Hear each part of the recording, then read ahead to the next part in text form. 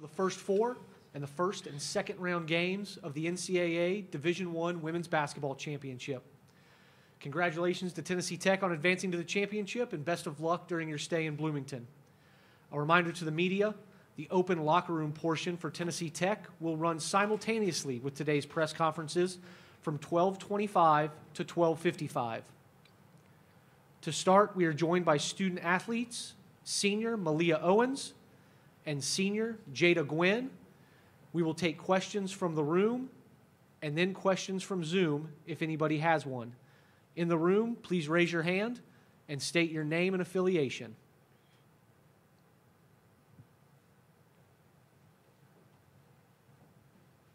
Thank you. Holly Warlick, ESPN. This is to both of you all. What makes your team, this team, so special? Malia, we'll start with you. I think something that really makes our team special is how close we are.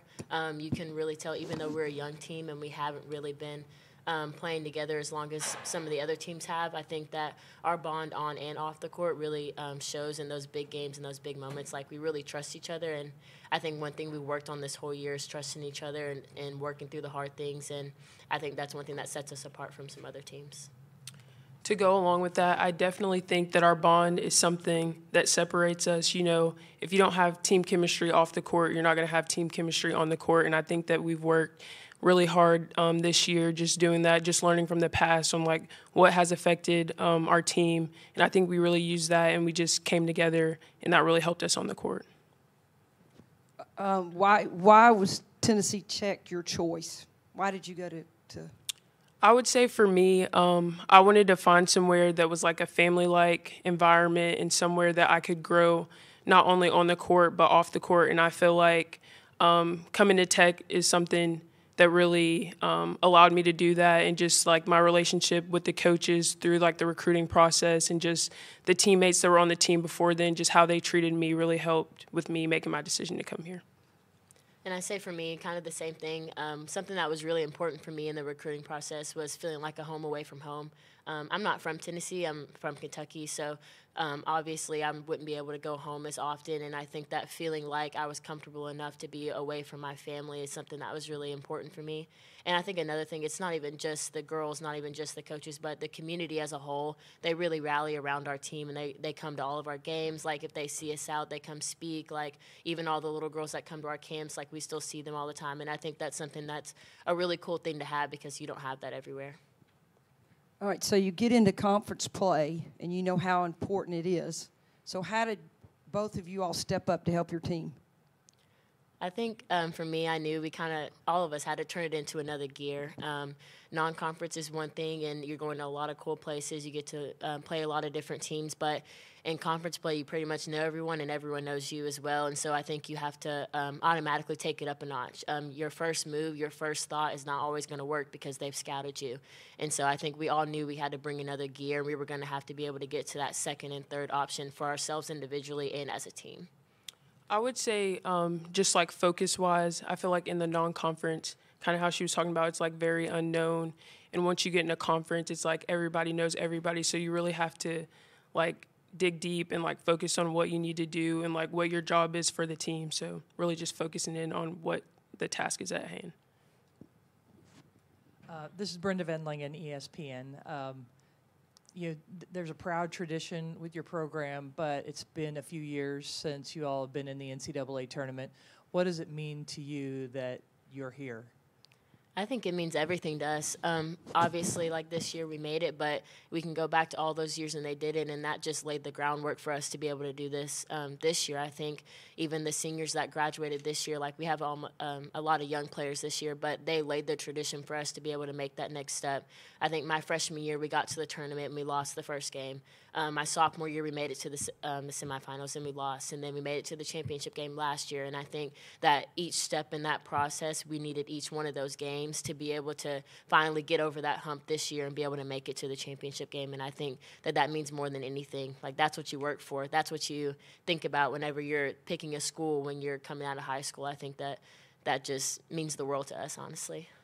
Yeah, it really does mean a lot just knowing, like coming in to Tennessee Tech, just the tradition and the foundation that was like laid ahead of me, and just knowing that I get to be like a small part of like continuing that tradition. It just means a lot, and I'm just grateful to be in that, to have that opportunity and experience.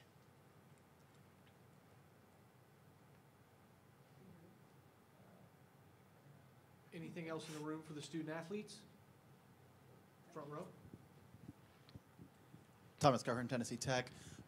Malia, I mean, it was for both of you, but describe Jada, Jada describe Malia about their strengths as a player and what it's like to play with them. Jada, she's a really good point guard. She sees the floor a lot better than I think I've seen and played with in a really long time, and she also has that other gear in her where if you needed to go get a bucket down the stretch, especially in EIU game, I think we were up by 2 at the end, and she just came up and got a huge bucket. It's like you can't stop her when she sets her mind to it. And so I think obviously she sees the floor well. Obviously she makes really great passes, but she just kind of has that dog in her. When you need her at the end of the game, you know she's going to go get whatever you need, whether that be a rebound, a stop, a steal, or a basket.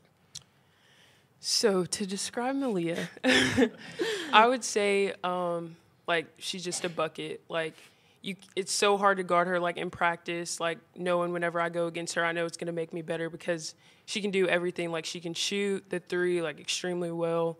You take that away, she can shoot the pull up. She can get to the rim. So she's just one of those players that can do anything, and like one of the hardest players to guard. And I would also say like defensively, like she's our hawk, so she stops the ball and she just sets the tone for our team. She brings a lot of leadership. She's always like encouraging people like when they're not doing their best and just trying to help them.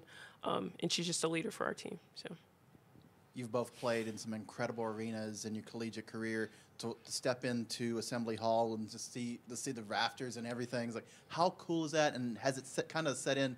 You're here playing for the national tournament. I think it's still sometimes it's a little surreal to me. Like it's kind of we walked in and it like you can tell like you just look up and you just keep on going. Like it's something that you really haven't seen before. But I think knowing all the history here and like I used to watch. Obviously, I'm from Kentucky, so Kentucky Indiana was always a big rivalry for us. And watching on TV and seeing the big crowds and then being able to walk in and know like all of the greats that have played in here and all the great coaches that have coached in here is just really kind of crazy. yeah, I feel like it still hasn't really like set in with me, but just like walking in the gym, I was like we're really here at March Madness, and just grateful to be here. And we were just like sitting up here. Malia was like, think of all the people that have like sat up here. So I'm just gonna take it all in and enjoy the experience.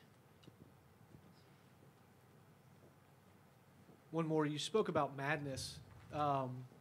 In March Madness, there's always somebody that may be an unsung hero that has to step up. Who on your team maybe was the unsung hero last week, and who are you guys looking at this week maybe to make some big plays for your team?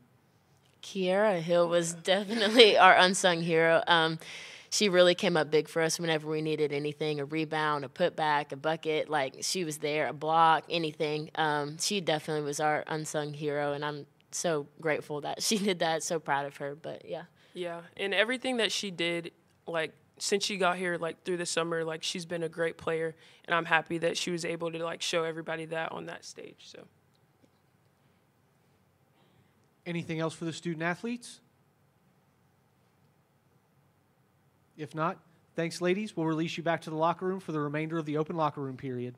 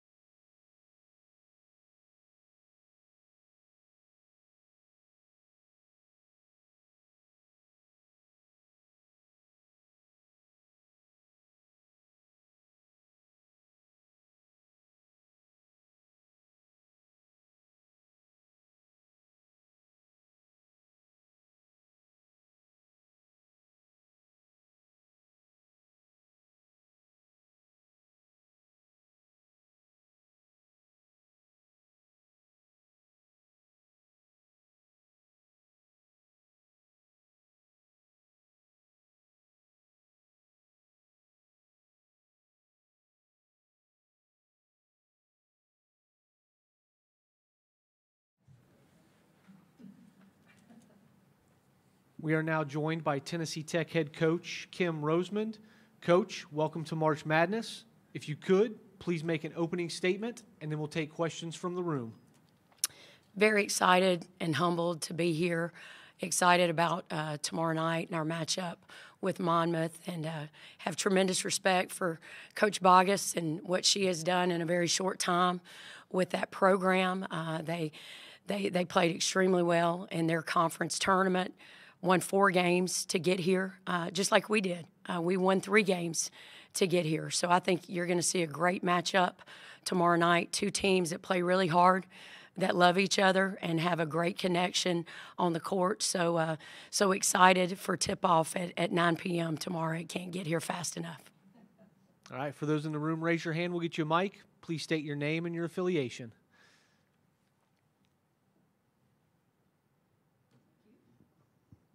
Holly Warlick, ESPN. Kim, I'll ask you what I asked the players. What makes this team special?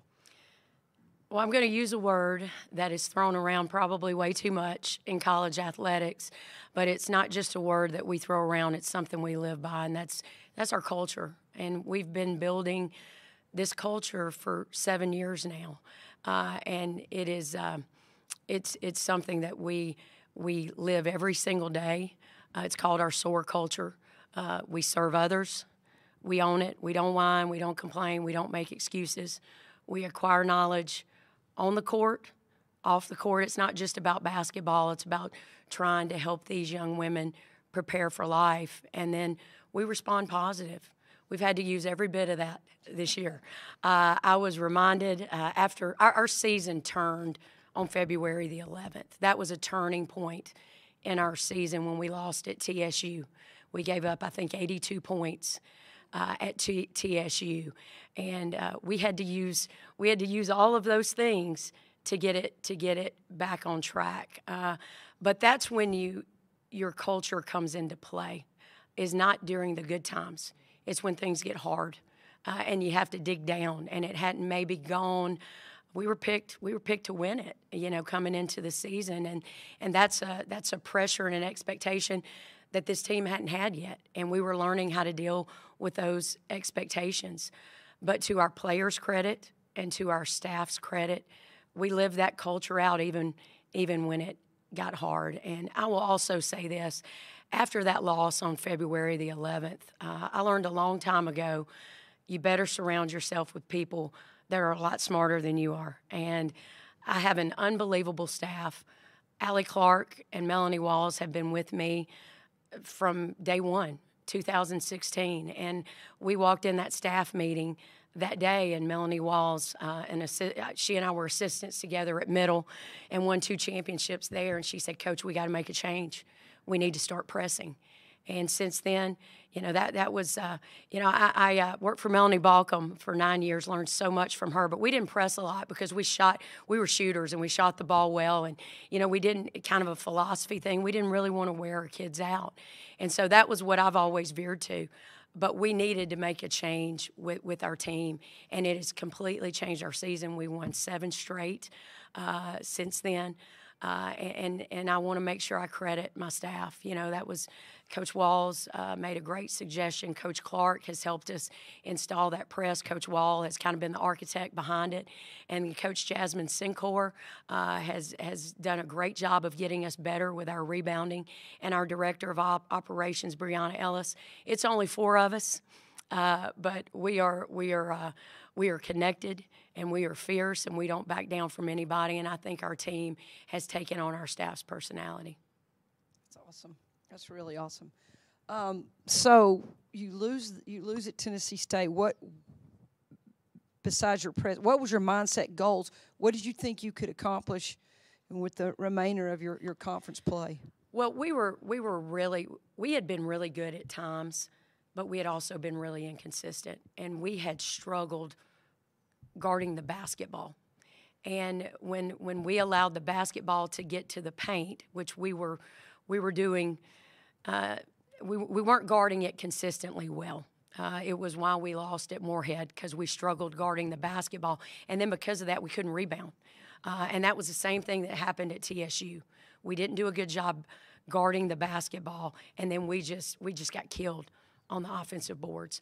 So when we went to pressing, first of all, it changed our mindset. We got aggressive, and our kids just bought into it. And then it shortened the shot clock. And so we weren't having to guard in the half court quite as much. And then we weren't having to get in those rotation situations quite as much. So we got better on the basketball. Our rebounding got tremendously better.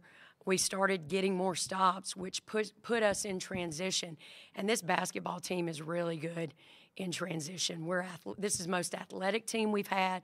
This is the fastest team we've had. It's not the biggest, but it is the most athletic, and it put our players in a position to really play at their strengths. When you've got Jada Gwynn with the ball in her hands in the open court, and you've got our post players that maybe aren't the biggest in Anna Walker and Kiara Hill, Reagan Grimes, sometimes at the 5, running the middle of the lane, and you've got our shooters, Malia Owens, Peyton Carter, Jordan Brock, Ansley Hall, all those kids that can sprint the floor, spread the court. We are really, really tough to guard in transition. So I think it allowed us to start playing better to our strengths.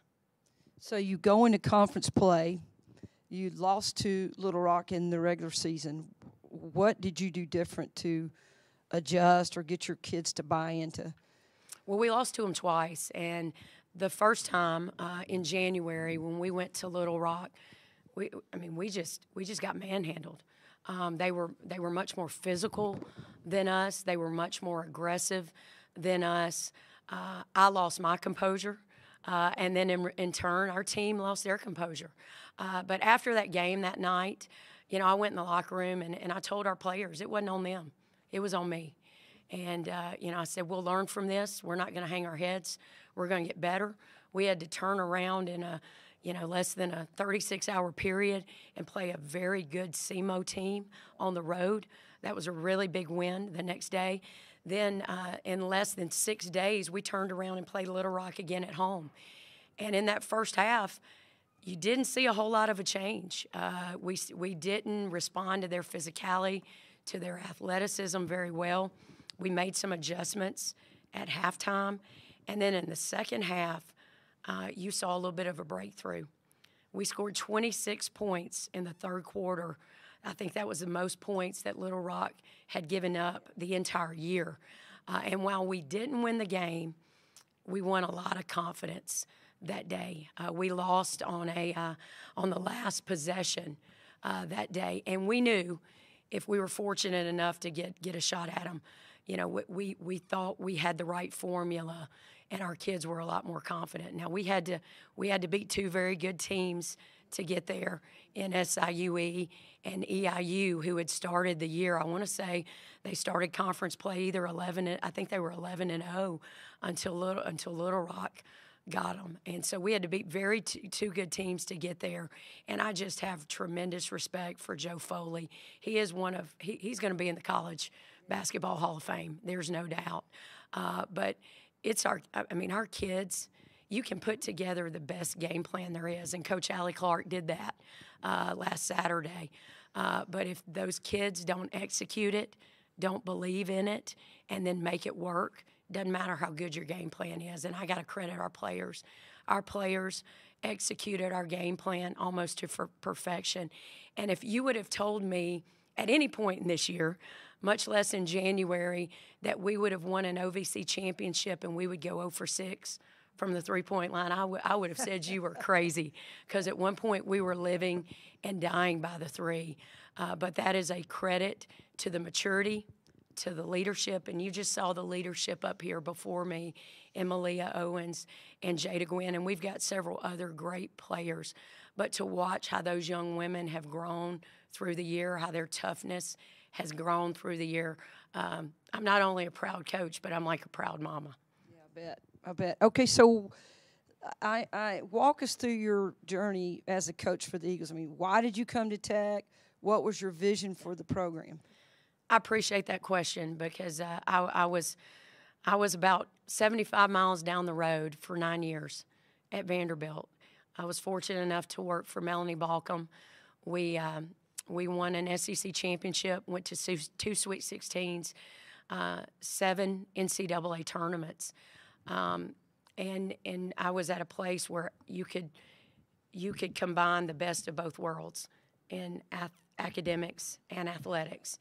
And so I wasn't necessarily looking to be a head coach, but I knew if I ever tried it, I wanted to go somewhere where you had the best of both worlds, and you went to a place where women's basketball matters. And the year before the job came open, the year before Coach Davis retired, I'd come up to watch the Tennessee Tech men's basketball practice, and Coach Allie Clark was actually on staff and took me around and showed me the Hooper Eblin Center and what Mark Wilson and his staff had done, the investment they had made. I knew it was a place we could win. It had been done before. It hadn't been done consistently in a very long time. It's been 23 years since Tennessee Tech was in the NCAA tournament, which is almost unheard of, right? Yeah. You're talking about we won our 1,000th program, had our 1,000th program win in January. Only 21 teams at the time in NCAA history have done that. So Mary Nell Metters, what she started, what Bill Whirl continued, at Tennessee Tech, it was why I wanted to be here. The commitment from Mark Wilson and the athletic program. Coach Frank Harrell is in here today, and those two guys, along with Dr. Odom, hired me and believed in me. And it is a place where women's basketball matters, and it is why I knew we could get it back. Now, it's been a process, and we've been here 7 years, and we have, as Malia so eloquently said, we have not skipped a step in that process, and sometimes we've hit the same step twice, but it's all been worth it, and it just makes it even that much more rewarding. Well, I will tell you, I have been on the losing end of a lot of Tennessee Tech games as a player, so I have a tremendous amount of respect for your all's history, your program, what you've done, and so congratulations for being here. Thank you, Holly. Awesome. Is it okay that we take some time like this, or how much time do we have? We have time for about 2 more questions. About 2 more questions. You alluded to, this is Brenda Vendling in ESPN. You alluded to the roles as you get up and down the court and what you're doing. Can you kind of, especially with Malia and Jade and Gwen, kind of describe what makes them special, what, as far as players on the court, their skills, their strengths, what really makes them special? Well, first of all, what they have done since we got into conference play, and especially down the stretch, you've got to get buy-in, but you've also got to get all in, and they have been, and you got to have your seniors. You have to have your seniors be all in, and Jada, Malia, Dana Joy McFarland, who maybe has not played as much but has been an unbelievable teammate and has helped us get here. And Jordan Brock, who came back for her 6th year. What a great story. Those kids are all in. But Jada and Mo have put us on their backs the last month. Jada is, she's the best point guard in the OVC. I was very disappointed that she wasn't named to the first team along with Malia, who 100% deserved to be on the first team. But I thought Jada handled it so well, and then to be able to be named MVP of the conference tournament when we need a big bucket down the stretch, that kid just went and got it. And then Malia Owens, to see the year that she has had, you got to look at her stats. I mean, the way she has shot the basketball has been incredible. We knew she came here as a great shooter. She's become a great player, and she has worked and worked and worked to become a complete player on both ends of the floor, and she's done that. And what has been awesome about the last 4 games for her, it hadn't gone in the bucket as much, but I hadn't been able to take that kid off the floor because she's our ball stopper. She's made plays off the basketball. She's made plays with the basketball, whether the ball is gone in the hole or not. And they have led like you would want your 2 all-conference seniors to lead. Coach, thank you so much for your time. The Tennessee Tech practice will begin